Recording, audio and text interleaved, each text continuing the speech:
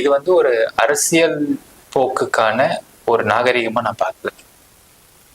ஏன்னா நமக்கு தெரியும் ஒரு அரசியல்ல இப்ப அவரே சொல்றார், டிஎம்கே எடுத்துக்கிட்டோம் அப்படின்னா திரு கருணாநிதி அவர்கள் வந்து வீல் சேர்ல இருந்த வரைக்கும் அவர் தலைவராக இருந்திருக்காரு. திரு மு.க. ஸ்டாலின் பின்னாடி நின்றுதான் இருந்தாப்புல. ஸோ அவர் எந்த டிஸ்டர்பன்ஸும் பண்ணல அரசியல்ல. ஸோ நீங்க சொல்லுங்க, ஒரு அரசியல்ல இந்த மாதிரி ஒரு அப்பா மகன் சண்டை அப்படிங்கிறது நாகரிகமா அரசியல் பண்றதுக்கான ஒரு வழியான இருக்குன்னு நீங்க சொல்றீங்க. நான் என்ன நினைக்கிறேன்னா சார், அன்புமணி அவரோட மாண்பை இழந்துகிட்டு இருக்காரு.